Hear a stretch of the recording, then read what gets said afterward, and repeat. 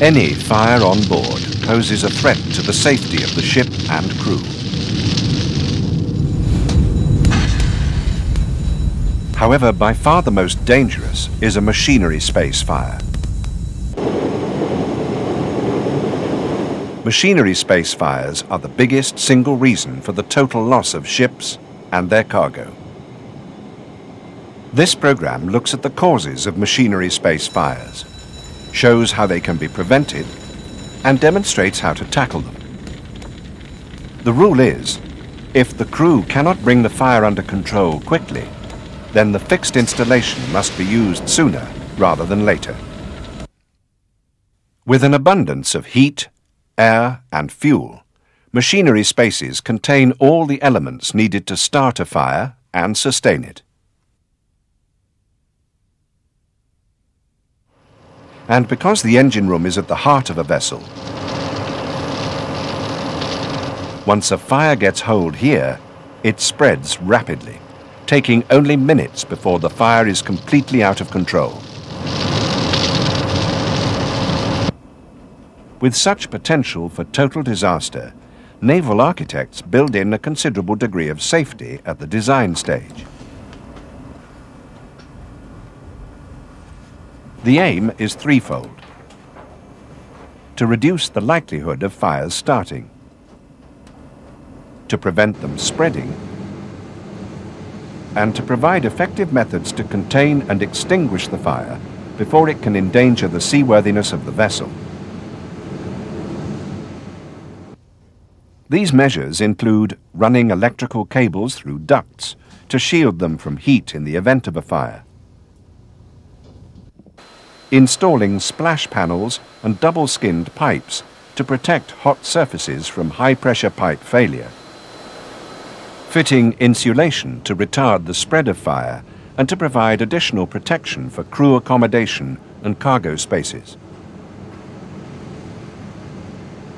providing fireproof doors, airtight hatches, and individually controlled ventilation dampers to seal off the machinery space and deprive the fire of air. Finally, if all else fails, there is the fixed installation. This system is designed to extinguish a fire within a very short space of time.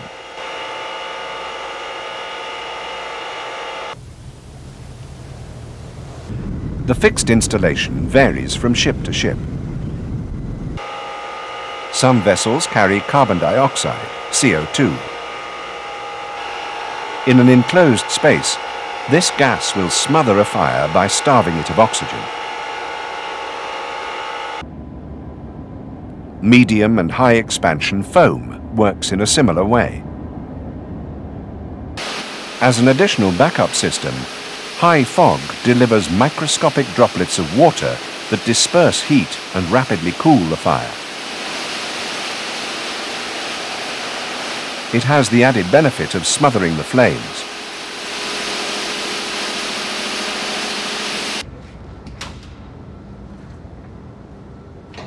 From the outset, these safety features are there to protect the vessel and its crew.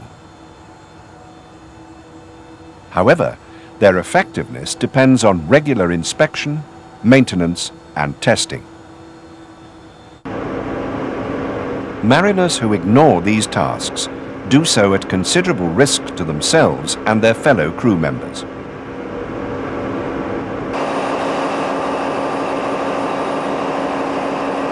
Machinery space fires can be loosely grouped into 5 types: oil mist and crankcase explosions, uptake, funnel, economizer, and superheater fires, scavenge fires, fires caused by electrical problems, and switchboard fires involving high current. Though each results from a combination of different circumstances, machinery space fires don't just happen. They occur because heat, air and fuel have been allowed to combine to create combustion. Most engine room fires are caused by fractured high-pressure oil lines. There are, however, other possible sources of ignition. The obvious ones include sparks from angle grinders and welding equipment.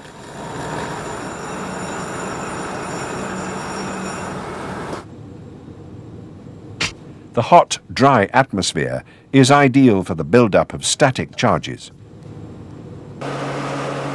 Engines, pumps, and other machinery generate heat. These hot surfaces can also vaporize flammable liquids, changing a safe product into an unstable, combustible gas.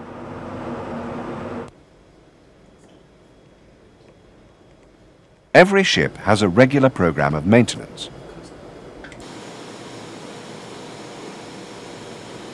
In a machinery space, each repair carries a potential fire risk.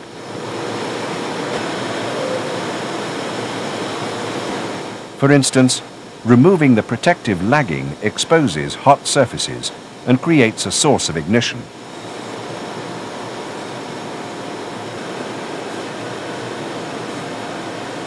If left unattended, even for a coffee break, then it could be the cause of a fire. Temporary repairs using non-standard components or those that do not meet the specification produce the conditions for a fire to happen. These dangers are very real. Machinery space fires are always serious, and you must take every precaution to avoid them happening.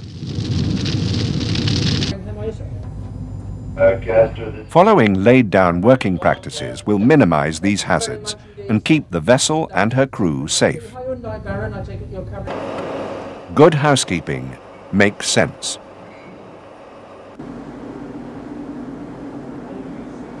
Ensure that you have the proper tools and authorization before starting a job.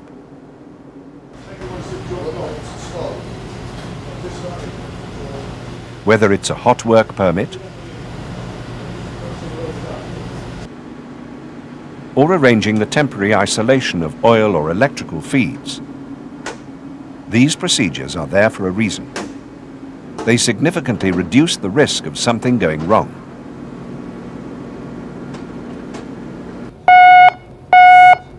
Test the fire alarms and replace any components that are faulty. Inspect fire extinguishers at the intervals recommended in the manufacturer's instructions. And always recharge after use. The fixed installation should be checked too.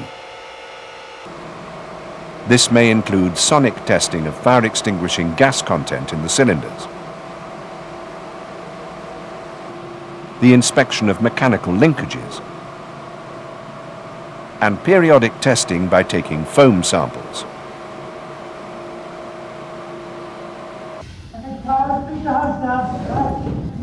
The importance of regular, realistic fire drills can never be underestimated. Machinery space fires can generate a lot of dense smoke. Exercises should include search and rescue for injured personnel in these conditions.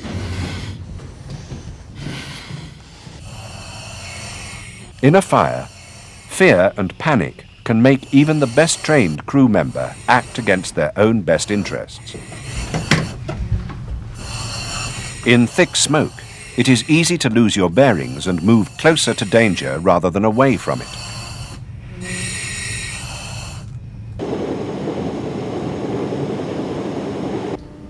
Fire can break out on the best maintained vessel, Come forward now. even those run by the most professional of crews.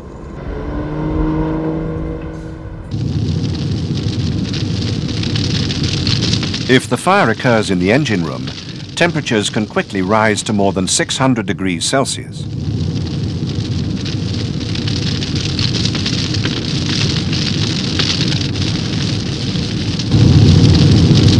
Within minutes, the fire may turn into a raging inferno, crippling the vessel, or at worse, leading to her total loss. Level-headed, considered judgment is vital. From the sounding of the alarm, you may have very little time before the fire is out of control.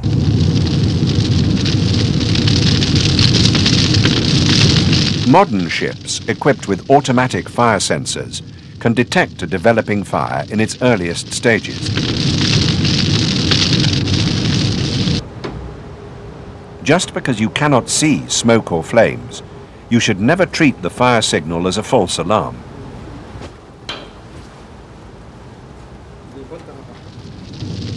Follow your training when dealing with a fire emergency. Find it, isolate it, report it, and extinguish it. Close a fuel lines and shut down the pumps. The first task is to cut off the flow of fuel to the fire.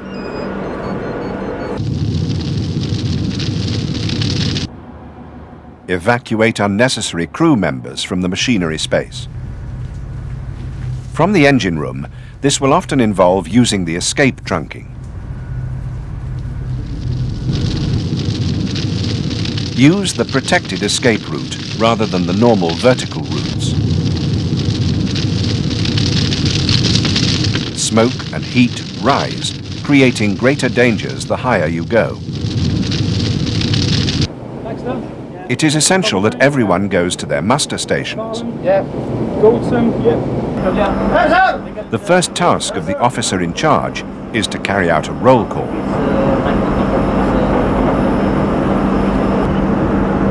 Yes, sir. At all times, effective command and control will coordinate the firefighting and support teams to maximize their efforts.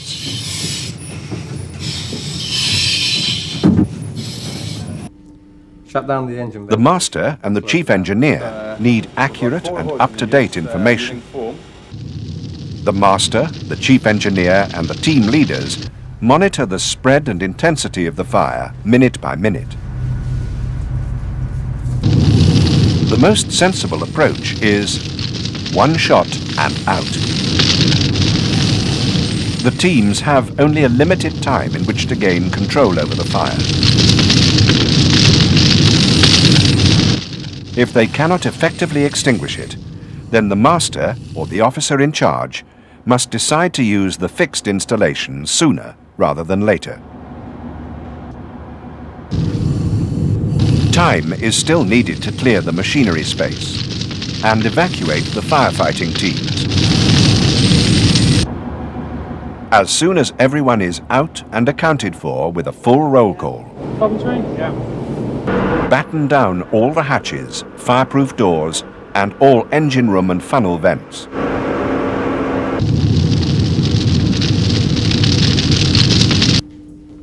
Once the machinery space is sealed, the master orders the release of the fixed installation.